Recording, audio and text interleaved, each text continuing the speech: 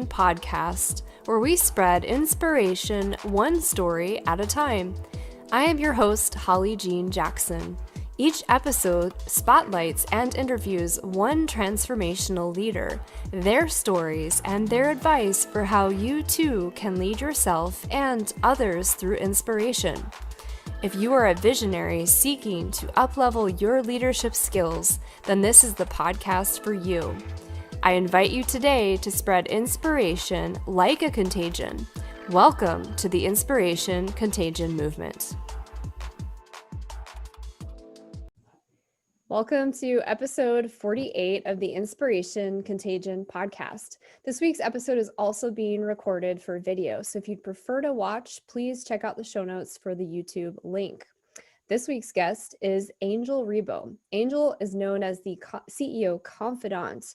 He is an influencer, international TV host, public speaker, CEO consultant, board member, and philanthropist. In the last 21 years, Angel has empowered more than 1,500 CEOs in 33 different countries. He was born near Barcelona and has lived in 8 countries and speaks 5 languages. Established entrepreneurs and corporate CEOs hire Angel to bridge the gap globally for expansion and exposure. Angel sits on the board of the Evolutionary Business Council, an organization with more than 350 global transformational leaders, with a combined reach of well over 600 million people. Angel is based in Texas, and in early 2017, he launched his international foundation, Wisdom for Kids, and he has helped more than 1,000 underprivileged kids in Latin America become entrepreneurs using their local resources. With that, welcome, Angel. Thank you. Thank you very much for having me in your show. I love number 48. It's a great number. It is a good number. And I feel like your name is really appropriate. That's amazing. The incredible impact you've had, especially in children's lives. So thank you. You're like, they're Angel. That's incredible. Thank you. I have to say that probably my 3 kids have been a great school for me. Really, being really honest, I have a 20, a 12, and a 10. And they have really been, and they continue to be a great school for me. But thank you, obviously, thank you very much for having me, for your nice words, and to everybody who's listening to us today, Holly. Yeah, absolutely. And I was hoping you could just tell our listeners a little bit more about who you are and your background. Thank you. Yes, I think you've described very well what I do, so I'm going to say something different with your permission. So I consider myself someone who is here really to connect the unconnected. I think that there's a lot of people that have lost their connection, socially speaking, and I think that probably for the last, right now it's January. I think I know that this is going to air in March, so it's going to be probably now March when you listen to this. But it's been over a year already that a lot of people really think that believe that they have lost the connection. They have lost the connection to friends, to themselves, to some relatives, to a lot of different people. So I consider myself a connector of the unconnected. That's why exposure has been always for me very important, not for the sake of, a lot of people know who I am. No, just because of what I do. And I think that your exposure is only as good as what you do with it. I always, thrive, and obviously this is a great place to be, Holly, thank you, to increase my exposure. But, as far as I'm able to use that exposure to connect the unconnected. So that's why, someone who had worked for so many large corporations, who helping them to accelerate the growth of their businesses, reaching out to all this, the top layer of those companies, and being able to connect them, my experience and my entrepreneurship, humbly, my entrepreneurship skills to help the most underprivileged. That's been a blessing. And why Latin America? Because I lived in Latin America for 10 years and I worked there for almost 15 years. And we're talking about just there, like 81 million kids that were in poverty there in 2012. So that's basically me. I think that connecting the unconnected is a very nice way I like to explain, to explain what I do in this world. I love that. And I have to say personally, this past year, while face-to-face connection has been much lower, I have never felt more connected to people in the world than this past year. I have met through my podcast and through just LinkedIn, just connections, more people that I've become close friends with or collaborators with than I have in years or decades. But I like what you're saying. There are people that are very disconnected right now. They might not have access to technology, and that's extremely difficult to navigate during COVID. So I'm glad to hear that you're working with people to connect them. Yes, thank you. And as you know, my work is done. I'm mostly on LinkedIn, and I'm all on all social media outlets. But I'm there, and because I really like to link myself and my business and my purpose and my inspiration with people. And when I was talking to our volunteers in the field, our Wisdom for Kids volunteer, which is my international foundation, throughout this year, I mean, they were all saying the same thing. We can't see the kids. We can't see the kids. We've lost that possibility to be around them because obviously of all the restrictions that are now in place. And we can't wait to see them again. We can't wait to be there with them, to inspire them, to help them become entrepreneurs, to help them be better people in their lives, to be, these change makers in their communities. Which is at the end of the day, entrepreneur is someone that really changes their community. And you very well said that. Now we are really blessed because we have been able to increase our connections throughout this time, probably because we said, okay, so regardless of what's happening around us, that's what we stand up for. That's what we are here to do, and we're gonna do it no matter what. And it's awesome because probably that's made many of us to bloom and to go for strategies that maybe we didn't think of before. So I think it's a great time that we're living. Yeah, absolutely. It's definitely a super interesting time to be alive. It's kind of like this big experiment that we're not really sure how it's going to end up, but that's the whole point. So, Angel, I always like to ask everyone who comes on the show, what makes you such an inspirational leader? Or in other words, what's your secret sauce? Well, thank you. Thank you for saying that. I would say that my inspiration comes from really my essence, and it comes from what I do every single day, right? It comes from what I say to every single podcast host, or what I say to my employees or to my family members every single day. I think that I have been blessed of having a great life and working internationally in so many countries and doing so many things. And I think that everything that I had to learn from all those cultures and from all the people I've been dealing with, I mean, behind all those 1,500 companies and business leaders, there's obviously a lot of teams of a lot of people. There's a lot of people in my own teams throughout my life that have helped me to do that. So I think that it's my experience in my life that has allowed me to be who I am, and being able to make decisions, important decisions in difficult times in my life. I think that everything has made me someone unique. But let me tell you something. I don't think that I'm more unique than anybody else that is listening to us. Maybe the only difference is that, I have taken action and you have taken action. My favorite mantra is take imperfect action now. Take imperfect action now. I think that the people listening to us right now, they already have inside of them that unique experience. They have had this unique life. They have done those unique things. And there's a lot of people out there that they need their inspiration. They need their experience. They need their expertise and their knowledge. It's up to them if they take action or not. So again, I think that we all can inspire someone. I always think that every time I'm on an interview, there's someone that is going to listen to this, conversation between Holly and myself, and we'll learn something.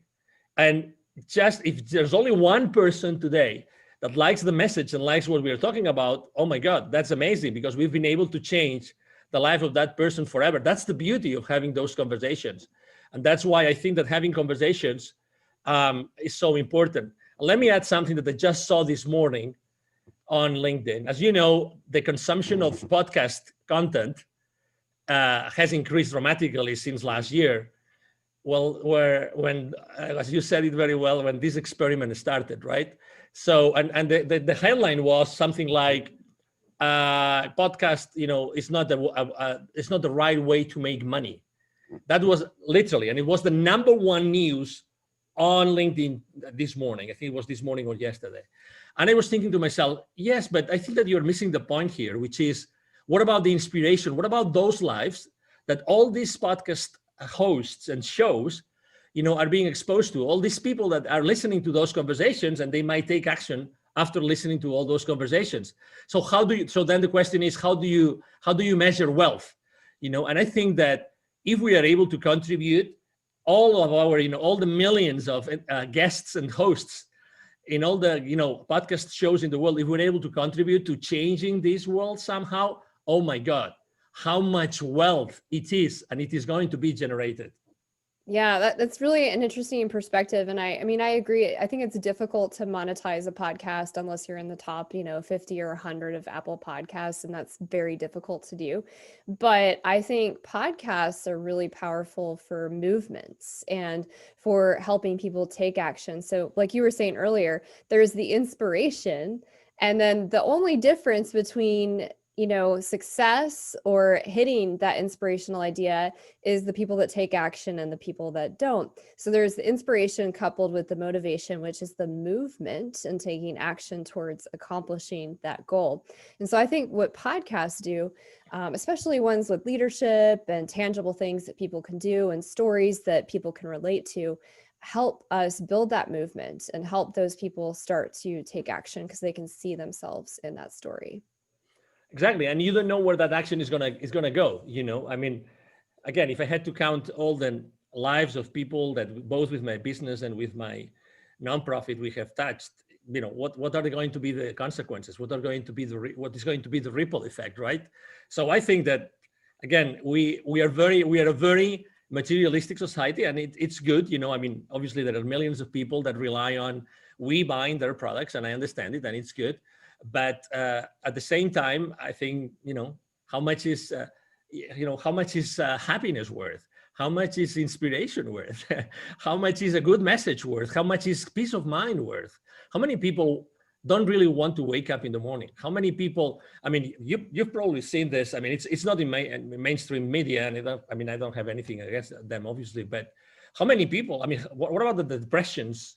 What about the suicide rates? What about all those mental health diseases that have increased so much for the last 12 to 14 months? Nobody's talking about them. And it's a reality. I really believe that there's a lot of people in need, both business and so professional and personal wise. And we are here to help them, and we are here to inspire them. I really think that there's some healing behind what we do every single day, Holly. Yeah, absolutely. I think what you're describing too is, social wealth and having those connections, having that inspiration. I know for me, when I'm interviewing people, it's inspiring. It gives you kind of these new insights and new perspectives and provides a lot of value. So since you're describing how it's more than just tangible physical wealth and capital where you're buying physical things, how would you define success for yourself today, and how did you arrive at that definition? Well, to be honest, for me, success is to be able to be excited and passionate, to wake up in the morning, to have a wonderful place of peace of mind, and throughout the day, to be able to experience fully my life with my friends, with my coworkers, with my team, with my family members. This is for me wealth, to be honest, to have this absolute, peace of mind in which I can really thrive every single day without having to worry about anything. That's for me wealth, total wealth. I've made a lot of money throughout my life. I've had great jobs. I've been able to close great deals, you name it, as millions of people in the world. But at the end of the day, nothing compares to this happiness. Nothing compares to being yourself and being able to do whatever you want. Right now, both you and me, we could be doing something else, but we chose to be here. We chose to be, an inspiration contagion. That's what we chose to do. And we do it really, because we really believe in the mission that we have behind us. And that's more important. So I'm able to do this because, I really believe I'm wealthy because I'm able to do this. I'm able to set up this appointment with you and have this conversation with you. And really being able to choose every single moment in my life to choose what I'm going to do with it, what I'm going to do with my time. That's real wealth for me. Yeah, I love that. And I guess my follow-up question to that would be for people that might be listening and they're saying to themselves, great, but it kind of requires some of that actual cash wealth in order for me to have the freedom to choose and select how I spend my time. So I would share with them first, and then I'll have you respond. I find that it's really important when we don't have that external validation of, income. We haven't hit the, goal that we're trying to achieve. We haven't hit the next level in corporate America, whatever that next goal is.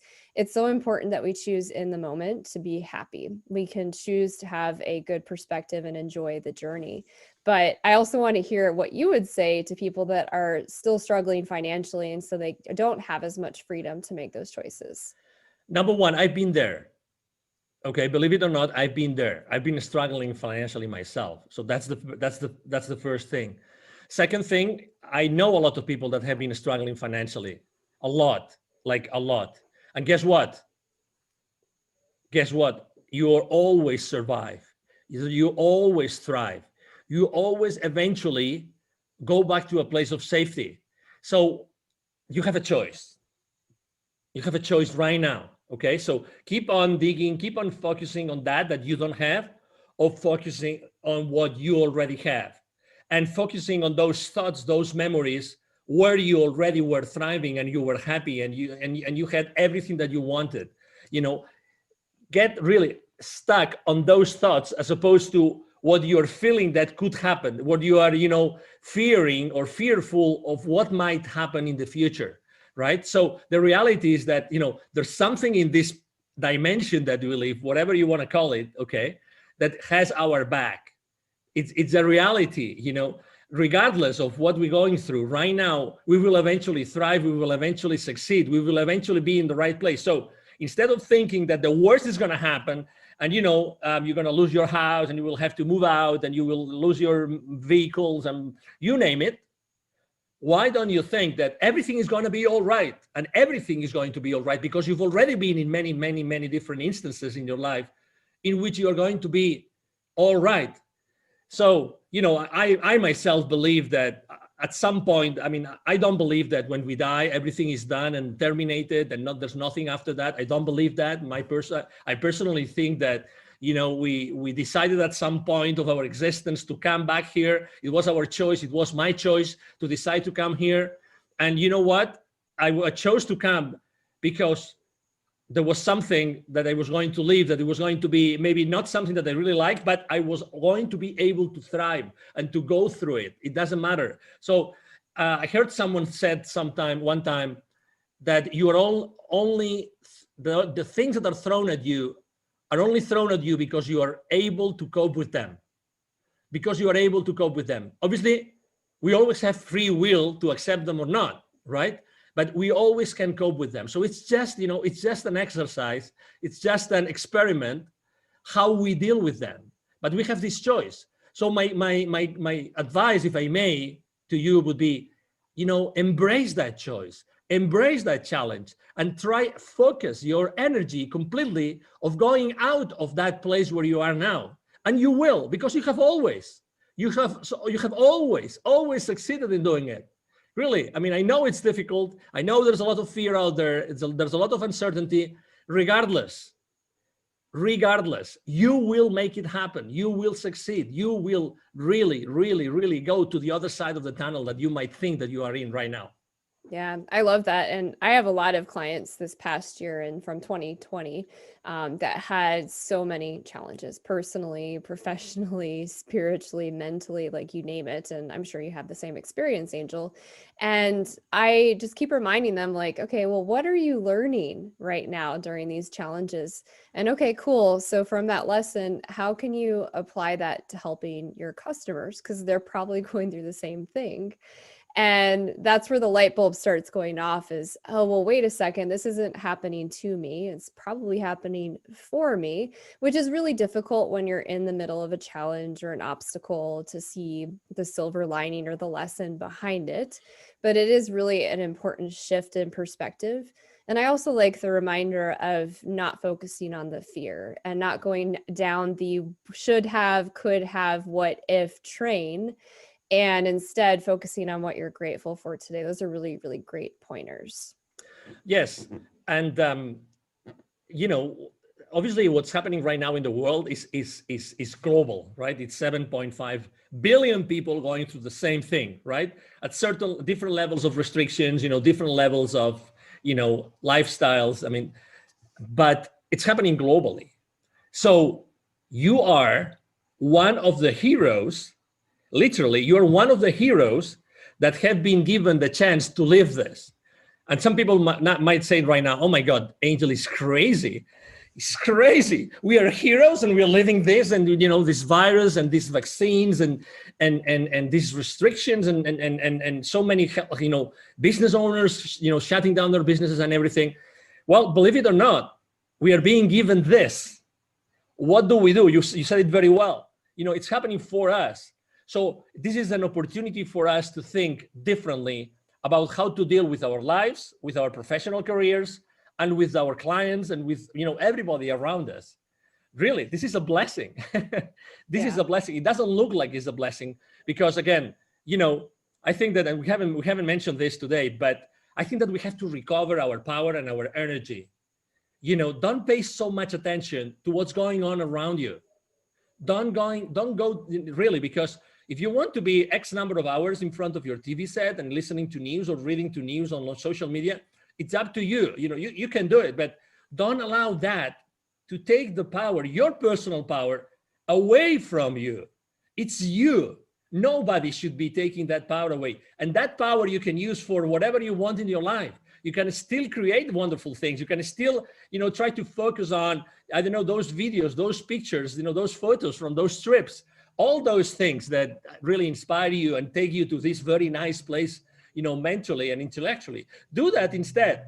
But again, recover your own power. Recover your own power. Don't allow anybody, nor any institution, nobody, to take that power away from you. It's extremely important. And it's still, of course, and that's one of the mistakes I made when I started my entrepreneurial career, is ask for help.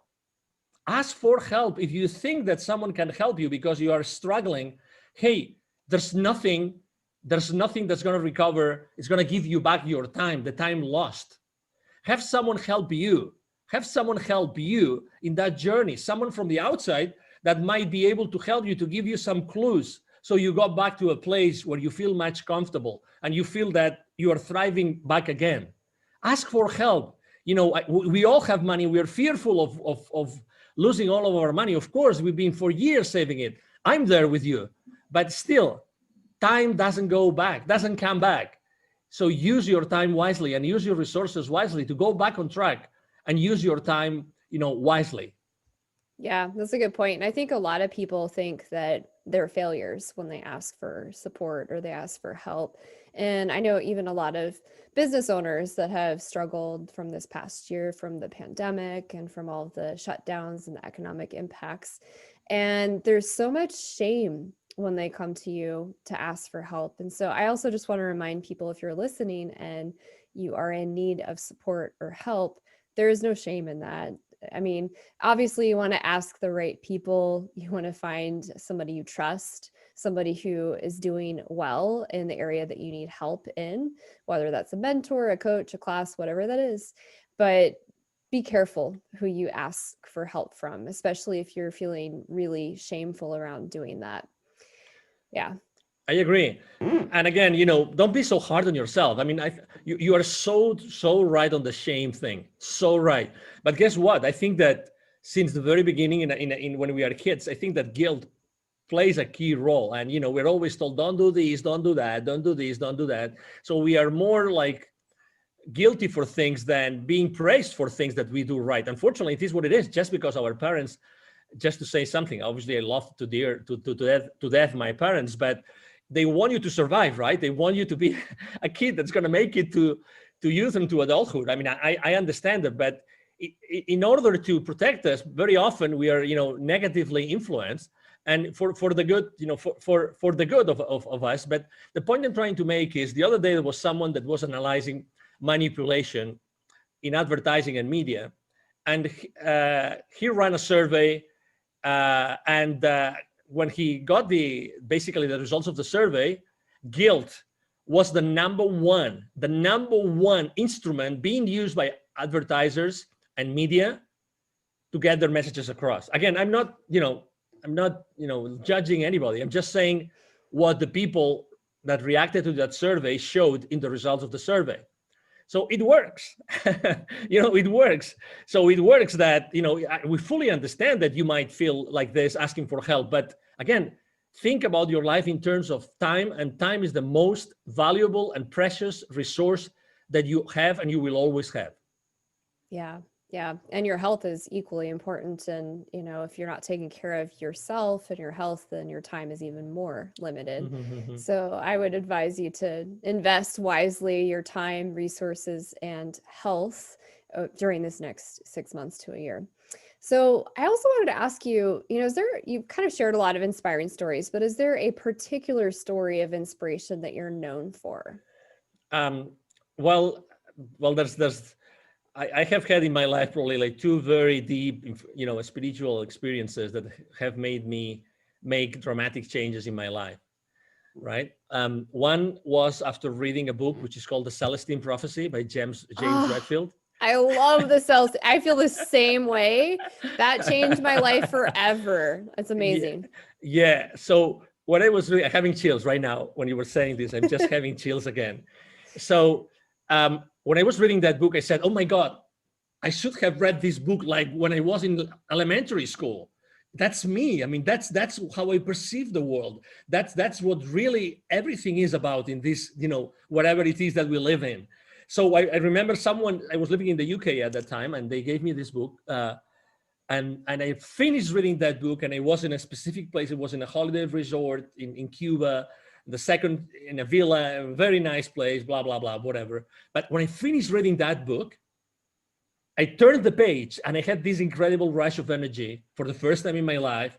And I didn't know what it was, but everything that I had read in that book, I mean, for the ones that haven't read it, it's about, a series of scrolls from the Amazonian forest of Peru, and, amazing things about those scrolls. And it's just amazing the way it's being explained. James Redfield is a genius. So when I finished reading that, I said, oh my God, I have to do something with my life. And I decided at that point, it was February, beginning of March in 2001, I had to move from Europe to Latin America. I went back to Europe, and all my bosses said, you're crazy. You want to go to Latin America? Really? You mean you want to go from London? Great position, great future, great career, great salary, everything. You want to go to the third world country? You're crazy. And I said, yes, why not? Why not? Oh my God, my life changed forever. And that was the first time. And again, it was a book. So again, books is something that I think that we have forgotten. Now that everybody, is trying to say, no, anything is justifiable, and you can find anything on any website, and that is supposed to be truth just because it's on a website. Go back to the books. Go back to reading books. Go back to be reading like hardcover books, hard printed books, because they're going to inspire you. There's millions and millions of amazing books that can change your life. Again, looking for inspiration, which this show is about, Holly. Oh my gosh, I could talk for days about the Celestine Prophecy. One of my favorite words is serendipity. And in the Celestine Prophecy, one of the first scrolls that they discover and they teach about through this story is coincidences, and how when we run across somebody a couple times, or we experience deja vu, or something's really serendipitous, a happy accident, it means something. It means we should be paying more attention to that. And so ever since I read that book, which I was in my early 20s when I read that, if I run into somebody multiple times, the third time or second time I run into them, I'm like, hey, I think we're supposed to connect about something. Is there something you wanted to share with me? And every time I do that, there's some profound thing. And they're like, how did you know? It's incredible. It's like these simple things. And totally. Yeah, that's one of the first books that I read that transformed my life and really defined a lot of things for me spiritually as well. So I'm glad you brought that up. Oh yeah, and again, it's a fiction book, but with a very strong, solid message. And there are more books out there, but this one, I mean, it's just the one I remember in my childhood. Maybe another one that I don't know if I will be able to translate it the name in Spanish. It's from Richard Bach. Richard Bach. Excuse me, into English. The name of the is Johann Sebastian Siegel. That's the name of Yeah, the. I have read that. Okay, good, good, good, good. You see? Yeah. And well, let me tell you, by the way, to the audience, Holly and I, it's the first time ever we speak just a few minutes before this show. So no wonder why we had to do this show together, right, Holly? Yeah, no, there's a lot of serendipity. I feel like we could probably have like a whole podcast just on books to read, but anyways, I digress. Yeah, that's another nice book. I mean, different obviously, but I mean, if I had to recommend one only book to anybody, it would be The Celestine Prophecy by James Redfield. Yeah, that's my top recommendation too. The interesting thing about it is sometimes something that is fictional, and I'm putting that on in air quotes for those of you that are listening, rings so true. Like the message behind it, you just cannot argue. And that might sound crazy to some people, but I don't know. There's just certain messages that I think they reach us at the core, at the energetic level, and we just know that they're true, and it transforms our life in some way. So that's pretty exciting. Yes. That's an inspiring story. So you identified as a storyteller leader, and I wanted to ask, do you believe that using stories to inspire and lead is important? I think it is, because if you basically bring up something which has happened around you, which is a reality and which involves other people, which involves, and other places, other circumstances. And I think that with everything that's going on in the world, another important aspect of our lives that I think we had terribly forgotten was to go back to our elders, was to go back to the grandparents, to the great grandparents, and ask them for advice. Really, when there's a lot of, as you know, there's a lot of civilizations and cultures that they still not only value a lot what they have to say, but they also make it a purpose, like to daily or weekly sit around them, be with them, and listen to them, not to put them in nursing homes or hospices and have them there until they die. No. Like be next to them to listen to stories. And that's the point I wanted to make. I remember in Spain, my family is originally from a place called north of Spain, close to the French border. And I remember when I was going to visit my grandparent, we're originally from a place in the country in the north of Spain, and he would always tell me stories. And I remember the story of his father going to a Benedictine monastery to learn. So he would literally walk and try to, by any means of transportation in the 1800s, go from this countryside area in the north of Spain to this Benedictine monastery just to learn certain things. Then he would tell me also the stories about, this other member of the family that actually in the 1890 something, he actually went from Spain to Cuba to try to rescue Cuba from the attack of the Americans. So this war between Spain and the US in the last part of the 19th century. So all those things, how can you not? I mean, I'm still remembering them. I remember them, and I think my grandfather died in 1980 something, 85 or 86. So I still remember those stories. And those stories are stories that doing something unconventional, doing something like I just wanted to do it because I thought that that would give me an additional knowledge, an additional edge, an additional wisdom that I needed in my life. Instead of being there comfortable in that area, they decided to go to these two different places in the world to achieve different goals. So the stories are powerful. Stories are powerful because you don't know what the story is going to end up. I have a great friend who has an incredible business. What she does is actually she gives different people the first statement, the first few words, and she's asking them to write a whole chapter with that initial sentence. So she just gives these people the initial sentence, and they have to finish the sentence, making up a story. They can talk about anything in 2,000 words, just with the first few words. everybody explains a completely different story. Everybody. And then what she does, she's already working on this. She's already working on his first book. She publishes the book. So that's the power of 20 plus people that from the very first idea they got inspired to come up with an incredible story, fictitious or reality, that it's going to inspire their readers. And again, we have to go back to stories. Yeah. It's something that we are so much missing. Well, and I think that's why podcasting has become so popular, is because if you go back to caveman times, we had more long form dialogue. And because we're so disconnected from this experience of the pandemic, people are being drawn to the long form discussions, which is what podcasting is really about. And like you just mentioned too, books are just always inspiring. There's so much wisdom. I'm actually reading like 8 books right now because Cool. like they're kind of slow reads and they're in different aspects of my life. And so I'll like absorb one chapter in one area. And then the next time, like, oh, I need to read on this.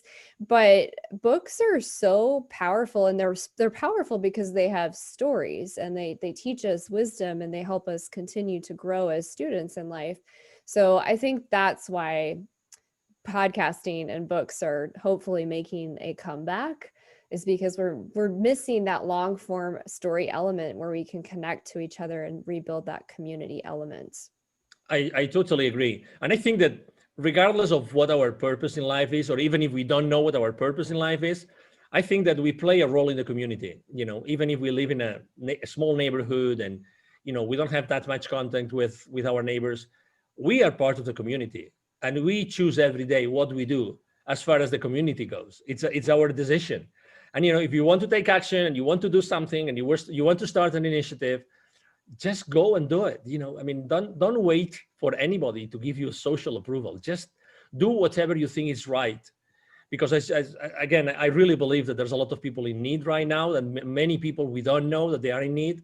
There's a lot of people in need. So it's the perfect time to be contagious, not only with inspiration, but also with generosity. So just, and as you know, we have so many material things that we probably don't use, and we could give someone just to make them happy. Honestly, simple things can do so much to change our communities. And again, when I go to Latin America with my kids, I see that all the time. A simple small book of 20 pages, a tale, in English, it's just an amazing, community changer. Just because it inspires someone, because it allows them to see the English. I can learn some basic English, words and lessons and expressions, and that can help me, make me understand something that is written in another book or magazine, or I hear in the news, whatever that is. So again, there's so many things that we can do today. Yeah, there's a beautiful story about, I think it's a nonprofit. This is a book that I read a long time ago about pencils of promise. And so this young gentleman traveled the world and he started handing out pencils to people in impoverished areas. And these children were just so overcome by having a pencil, because it opened their world up, because they didn't have the ability to write anything. So simple things like that. But even further than the physical things you can give, for people that are listening and you've figured out a solution to something. So you've navigated a divorce, you've learned how to balance a budget, whatever that is, whatever your superhero power is, whatever your idea is, you not taking action on that is actually not helping probably hundreds to thousands of people around you. So instead of letting fear run your, agenda and not taking action because you're afraid you'll fail, think about all the people you could be helping transform their lives. Exactly. And it's your decision.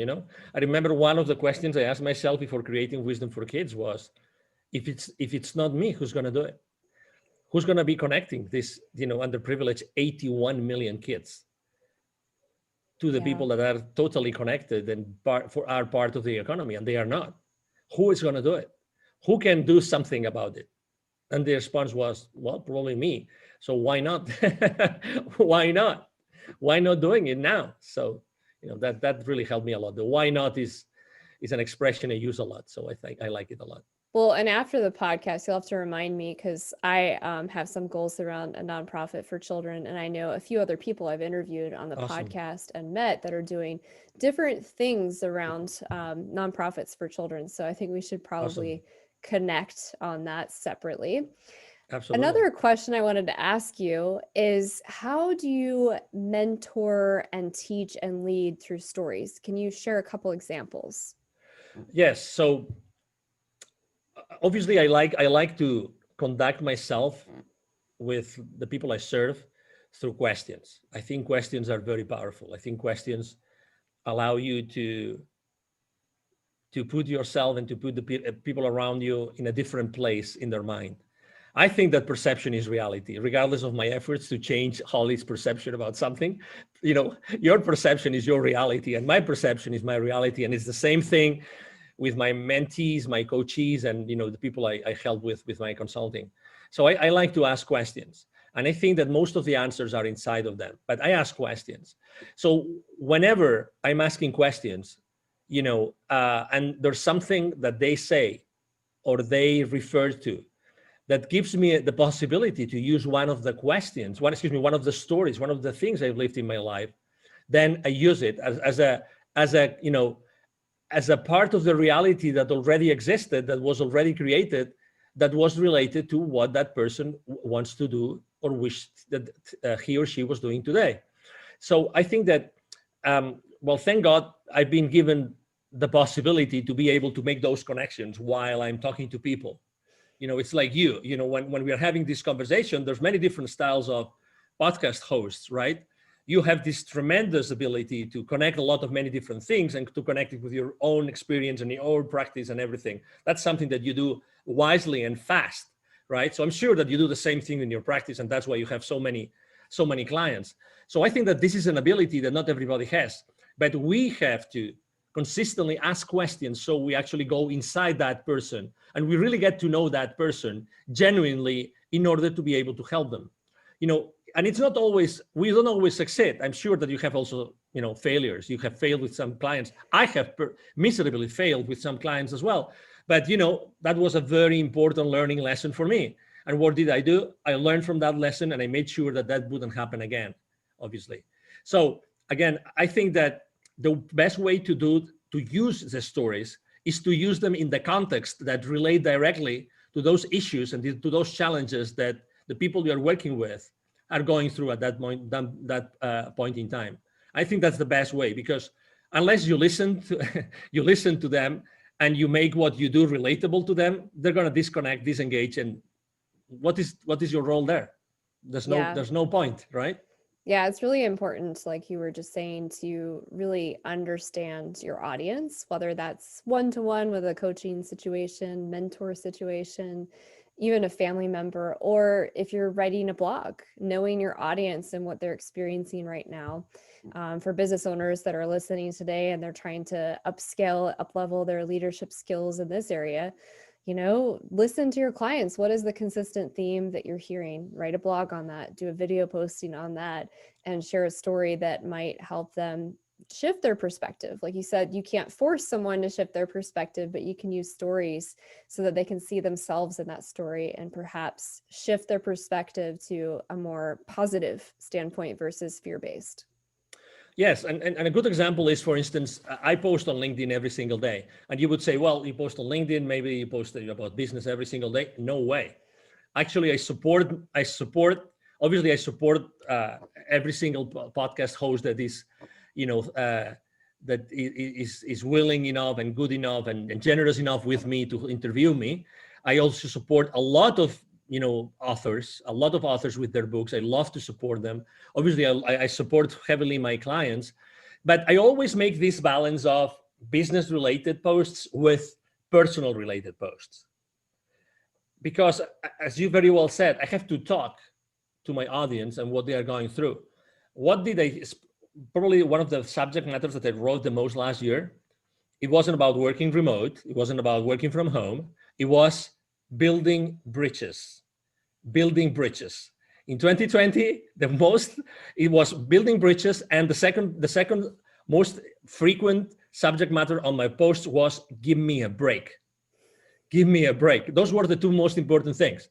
Are they related to business? Well, obviously, who didn't want a break last year? You tell me. Who didn't want a break? I think I posted in a couple of months, I posted 5 times about giving me a break from different perspectives. Who doesn't need a break?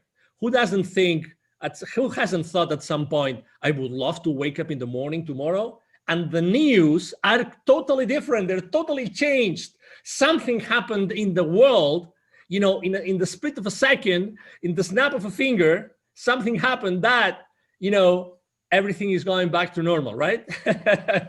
So that's why I think that it's very important, to your point, to listen to your audience, to be very specific about your audience, and to talk to them consistently.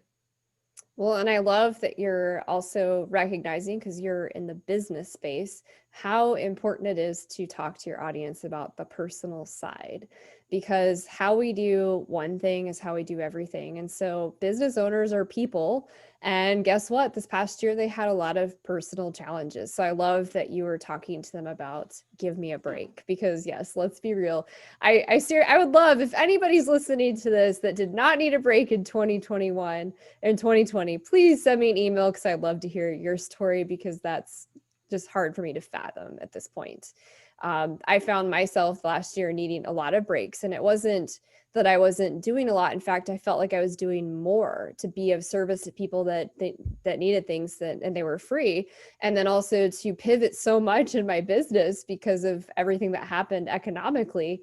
And that's exhausting. So it's really, really important, if you're listening and you're feeling burnt out, take a break. Take an hour vacation, a 1-day vacation, a weekend where you unplug and stop obsessing about what's wrong in your business, what's not going right, and just be with your family and be grateful. I guarantee when you come back, you're going to have new ideas and probably a lot more energy to tackle the problem. Yes, we all need a break. The ones that haven't had a break yet, we all need a break. Take a break. The world will carry on without you. So, again, don't worry about the future and again, going back to the beginning of the conversation, right? So you choose what you do with your mind and where you focus your energy. You choose to do that. And I hope that, you had a little bit more of inspiration to probably look at somewhere else and focus your energy on doing something else. It's really your choice, even though it looks that it's not sometimes.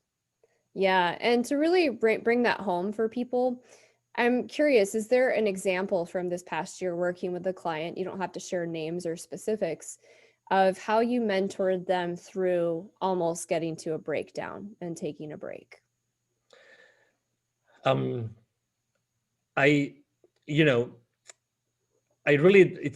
It's difficult to allow someone to get to that place where, they were close to a breakdown, so I knew that things were going to happen. The most traumatic moment in my life was probably my first divorce. So I could teach probably someone how to go over a divorce from a male's perspective. Okay. Because again, everybody has their own story, but this is important for me, because I think that when there is a loss of any kind, and last year I think that loss is a good example. Loss of all your habits, loss of all the things you used to do, the places you used to visit, the people you used to visit, everything. I think that knowing about the different stages that you go through to get acquainted with a loss, actually, I think that helped me a lot. So that's why when I saw this happening, and it's not the first economic crisis that I was going through. I lived very intensely 2001 and 2008, 2009, very intensely. So from a business perspective, I was already doing things that I knew that I had to do in order to overcome this for my clients. And I think that one important thing that I rediscovered with my clients this year was to have these tough conversations. That's something that I learned from someone, which is called the secret contract. So I believe that we all have something called secret contracts. Which is that you expect from people, and you expect from everybody who is related to you at some point, you expect from them specific things. but they also expect from you specific things. And those conversations have never happened. So you expect things from your partner, from your kids, from your parents, from your friends, from your business partners, from your clients, and the same thing the other way around. But guess what? Those expectations have never been substantiated, right, on a conversation. You've never had those conversations. So in this moment, in which in that moment last year, in which our minds were going so fast, spinning, spinning. I think that having those conversations and say, okay, calm down, let's collect ourselves, and let's talk about this. So what are the options? What's going to happen? What might happen? What we don't know that might happen. Okay, so there's all these things being said. We're being told all those things, but what is really going to happen? What is uncertain? What is certain? And then help them navigate in that environment of certainty versus uncertainty. And again, okay, we're losing specific things, but it's also the time to gain other things, to bridge the gap, to do other things that probably we didn't have time to do before. Okay, so in this reset that's going on, what else can we do that we were not able to do before? So I think that, answering to your question, I was able, or I had to focus or refocus my clients' goals, objectives, minds into what was really important for them, so I could help them better see what the path, what the journey was going to be moving forward. And I think that helped me a lot. Yeah. And that's a great reminder is when we have these secret contracts and these expectations, oftentimes we are left disappointed and frustrated and in fear because that contract has been broken, and in our mind, it's this sacred contract that we've never spoken out loud. So I imagine a lot of people, especially people that are sheltering in place at home with kids, and maybe their relationship was already a little rocky. This is making those difficult conversations come to the surface faster. I think it's the same thing with business owners that had to pivot a lot to try to survive, or maybe they didn't make it. So yeah, a lot of those difficult conversations are happening, but like you were kind of alluding to, that's also allowing people to see what's most important, which is really great and really insightful so that they can realign their life and their business and where they're headed in this year. Absolutely. Yeah. Yeah, I agree. And again, it's our choice. It's our choice to decide what we want to do. We have, honestly, I think that we have an incredible, ahead of us, an incredible time to do incredible things, to pivot, as you said, to reinvent ourselves, to decide what we want to do with our lives. That was a good opportunity for us to decide what we wanted to do, and keep on helping, keep on doing things for the rest of the world, keep on giving back, and it's gonna come back to you. So I don't know. I mean, I like to see the life, from a positive perspective, and I think that we all have this incredible power inside of us, and we can be inspiring everybody every day. Absolutely. Well, this has been great. We're actually going to move on to the lightning round of questions. I am pretty sure I know the answer to your first question. What's your favorite book? Yeah, it's The Celestine Prophecy by James Redfield. Thank you. Excellent. What networking or community group do you love the most? Well, I like very much the Evolutionary Business Council, the one that you mentioned originally, because it's a group of transformational leaders, and we actually have a huge outreach to reach the world, to change the way that the world is doing business today. Excellent. What's the best piece of advice you could share with others today? Take imperfect action now. Excellent. And if you could share one message with the entire world, what would that be? You are an incredible human being, and with an unstoppable, capacity to change the world. Just you inside of you right now. So just please be aware of this and take action, whatever it is. Take an action, even if it's a small, to start, living the rest of your life today. Love that. And what's the legacy you wish to leave behind? Well, a series of examples of, how can we live this world? How can we actually take action in this world every single day and use that energy that we were given when we were born to do good things? as if I'm able to live, good examples of good people that are doing good in their businesses and in their lives, in the millions, I think that will be a very nice legacy. I love that. All right, so Angel, this has been great. Angel's been really generous. He's offering a free gift to our listeners. He has a free 15-minute business consultation. To get that, just go to his LinkedIn page, and that will be in the show notes, the link for that. And you can use the calendar link there to book some time with him. Absolutely. And I don't know about you, but he's pretty inspiring. He's got some pretty good information, so you should check that out. I will also have a link to his website and other social media handles as well in the show notes. Anything else you'd like to add, Angel? No, just thank you very much for allowing me to be here. Thank you to everybody listening to us today. And if I may just share the email address with everybody, you said very well that I am on LinkedIn, very active on LinkedIn every single day. If you want to reach out to me directly, just send me an email. It's very easy.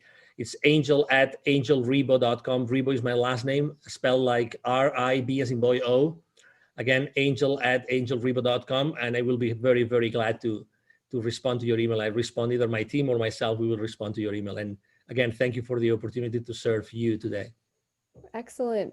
Thank you so much, Angel. This has been a wonderful interview. You bet. Thank you. Thank you. So how can Inspiration Contagion help you today? There are 3 ways.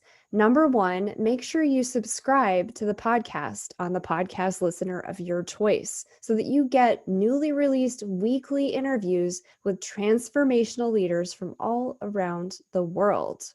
They're going to provide practical, actionable tips for you that you can take and implement today.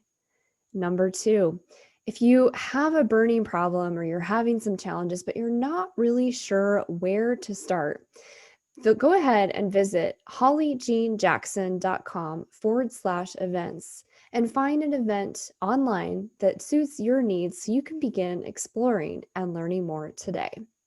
Number 3, if you have a specific issue or challenge you're facing today, a burning issue that you need to resolve right now. Perhaps you're trying to build your guilt-free business. Perhaps you're trying to build an online product, or you're facing some challenges with technology in your business. You're trying to scale to that next level. Regardless of what the challenge is, go to hollyjeanjackson.com and then visit the services section and schedule an appointment. I'd love to offer my listeners a complimentary coaching call so we can figure out and get to the bottom of your problem and explore if coaching is a good fit for you. Those are the 3 ways Inspiration Contagion can help you today. Remember, nothing changes without action, so be sure to take action today.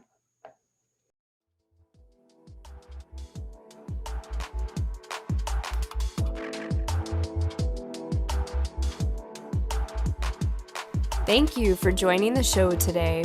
I hope you were inspired. More importantly, I hope you take action. What is one thing you can do in this moment that will inspire someone? Without action, nothing changes. Be the change you wish to see in the world. If this show truly inspired you, we ask that you share it through your network. Help us spread the light and inspiration in the world. I look forward to seeing you here next week.